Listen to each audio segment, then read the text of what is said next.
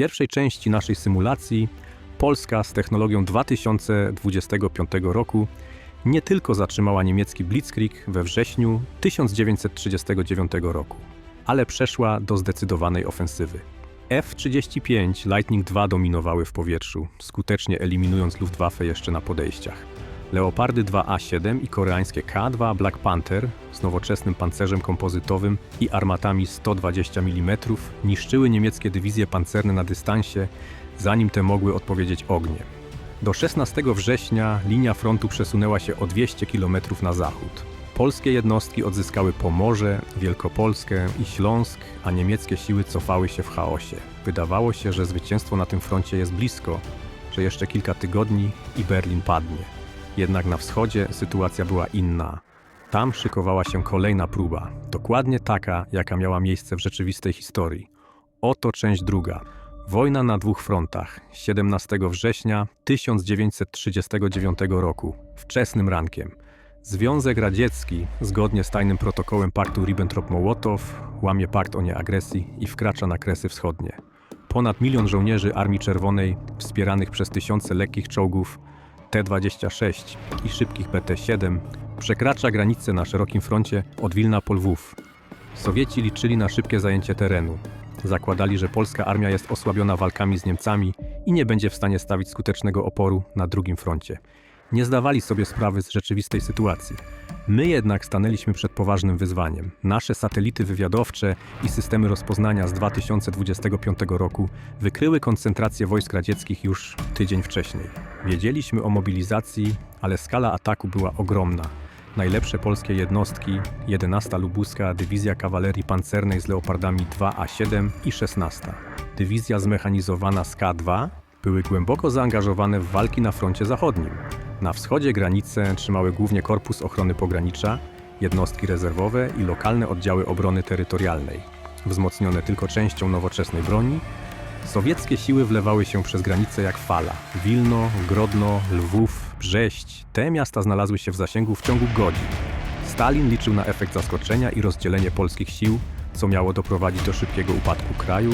Churchill i Roosevelt w Londynie i Waszyngtonie obserwowali wydarzenia z niedowierzaniem. Polska, która w ich oczach miała paść w kilka tygodni, sama radziła sobie z jednym agresorem i teraz stała przed drugim. Dowództwo generalne w Warszawie musiało podjąć trudną decyzję, czy osłabić ofensywę na zachodzie i przerzucić siły na wschód, czy ryzykować utratę Kresów? Odpowiedź była jedna: nie oddamy ani kawałka ziemi, ani kroku w tył. Rozpoczęła się największa operacja logistyczna w historii wojskowości. Dzięki systemom zarządzania polem walki opartym na sztucznej inteligencji i nowoczesnej infrastrukturze Polska uruchomiła manewr o kryptonimie Błyskawica. W ciągu zaledwie 24 do 48 godzin przerzucono kluczowe aktywa.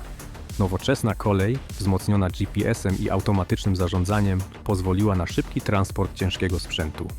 Na wschód ruszyły pełne baterie HIMARS-ów, eskadry dronów Bayraktar TB2 oraz tysiące ręcznych wyrzutni Javelin i Piorun, które natychmiast trafiły w ręce obrońców pogranicza i oddziałów OT. Ale najszybciej zareagowało lotnictwo. Eskadry F-35, Lightning II, które jeszcze rano bombardowały niemieckie pozycje w rejonie Odry, zatankowały w powietrzu i skierowały się nad Białoruś i Ukrainę. Piloci latali bez przerwy, maszyny nie stygnęły. To był wyścig z czasem. Sowieckie siły wchodziły w głąb kraju, nie napotykając początkowo zorganizowanego oporu. Do czasu, aż dotarły pierwsze polskie kontrataki. Pierwsze poważne starcie miało miejsce pod Grodnem. Sowieccy dowódcy w lekkich BT-7 widzieli tylko polską piechotę w lasach i liczyli na łatwe zwycięstwo. Myśleli, że rozjadą obrońców gąsienicami, nie wiedzieli, że każdy pluton kopu wyposażony jest w noktowizję i broń przeciwpancerną zdolną przebić gruby pancerz. Lekkie T-26 miały osłonę zaledwie 15 mm. To nie była równa walka. Operatorzy Javelinów namierzali cele z odległości kilku kilometrów. Pociski wznosiły się, skanowały termowizyjnie i spadały z góry na słabe wieże czołgów. Jedno trafienie, jeden zniszczony wóz. Jednocześnie małe drony FPV, sterowane z piwnic i bunkrów, wlatywały w otwarte luky radzieckich maszyn, detonując ładunki wewnątrz. Setki sowieckich czołgów stanęły w płomieniach w ciągu godzin. Załogi nie miały szans na reakcję. Pod Lwowem Armia Czerwona próbowała szerokiego okrążenia miasta. Wtedy wkroczyły systemy HIMARS, rozstawione bezpiecznie za Wisłą. Rakiety GMLRS, naprowadzane GPS-em z precyzją do 1 metra, uderzyły w sowieckie sztaby dowodzenia, składy paliwa i zgrupowania artylerii.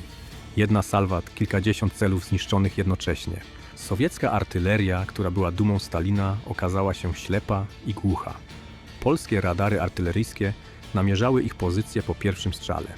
Zanim radziecki pocisk doleciał do celu, na ich baterię spadał deszcz wolframowych odłamków z amunicji kasetowej.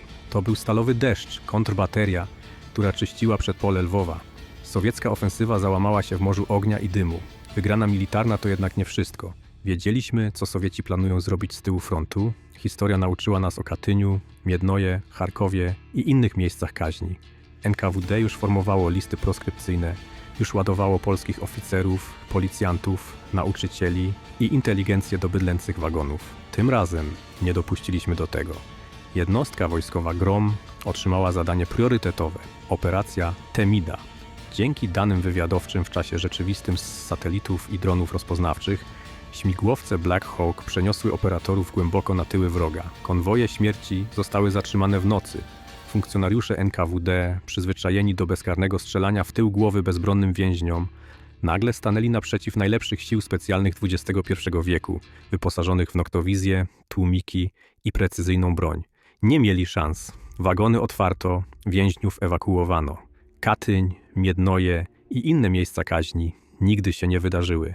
Zamiast masowych grobów polskich oficerów, lasy wypełniły groby najeźdźców. Do końca września Armia Czerwona przestała być zorganizowaną siłą bojową na polskim terenie. Straty były katastrofalne. Ponad 200 000 zabitych i rannych, tysiące zniszczonych czołgów i pojazdów. Stalin, całkowicie zaskoczony polską potęgą technologiczną, zaczął szukać rozejmu. Polska go nie przyjęła. Sowieci zostali wypchnięci za linię granicy z 1938 roku. Systemy Patriot i inne środki przeciwlotnicze strzegły nieba, zestrzeliwując każdy bombowiec, który próbował przekroczyć granicę. Wschód był bezpieczny. Teraz mogliśmy wrócić na zachód. Niemcy wykorzystali te 2 tygodnie na próby przegrupowania. Hitler ogłosił cud nad Odrą, wierząc, że Sowieci osłabią Polskę. Mylił się całkowicie. Polska machina wojenna, wzmocniona po zwycięstwie na wschodzie, wróciła na front zachodni ze zdwojoną siłą. Był październik, zaczynały się przymrozki. Dla naszych czołgów z nowoczesną optoelektroniką, systemami grzewczymi i aktywną ochroną zima nie była przeszkodą. Niemiecka obrona na linii Odry padła w jeden dzień. Abramsy, K2 i powracające F-35 ruszyły w ostatni marsz na Berlin. Grudzień 1939 roku. Polscy żołnierze spędzili święta w ruinach Berlina. Walki miejskie były ciężkie. Niemcy bronili się w budynkach i na barykadach.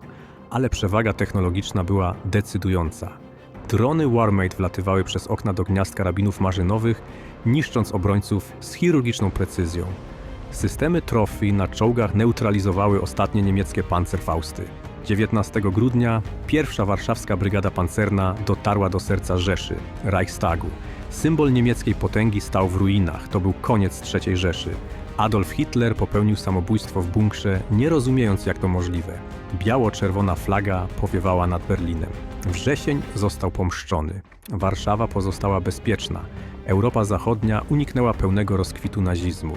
Francja i Wielka Brytania jeszcze nie wiedziały, że wojna skończy się tak szybko. Zwycięstwo było całkowite. Ale wojna trwała dalej. Pokonałyśmy Niemcy. Uratowaliśmy tysiące oficerów przed Katyniem. Pokazaliśmy światu, czym jest polska siła i determinacja. Na wschodzie jednak Związek Radziecki wciąż istniał. Stalin lizał rany, ale przygotowywał się do obrony. Miał ogromne tereny i miliony ludzi dorzucić w bój. Polska z 2025 roku wiedziała jedno. Dopóki istnieje komunizm, pokój jest tylko chwilowy. Nie mogliśmy popełnić błędu i zatrzymać się w połowie drogi. Mamy Berlin, mamy technologię i mamy rachunki do wyrównania za lata niewoli, której w tej historii nigdy nie dopuścimy. Zima 1940 roku będzie gorąca. F-35 pojawią się nad Placem Czerwonym. Leopardy ruszą pod Smoleńskiem. Grom przygotuje się do Kremla. Polska 1939 z technologią 2025, część 3, kierunek Moskwa. Nadchodzi. Jeśli chcecie zobaczyć, jak polskie F-35 pojawiają się nad Placem Czerwonym i jak kończy się Związek Radziecki w 1940 roku, zostawcie łapkę w górę i subskrybujcie kanał. Napiszcie w komentarzu, jaki sprzęt przyda się przy szturmie na Kreml. Chwała bohaterom. Do zobaczenia w części trzeciej.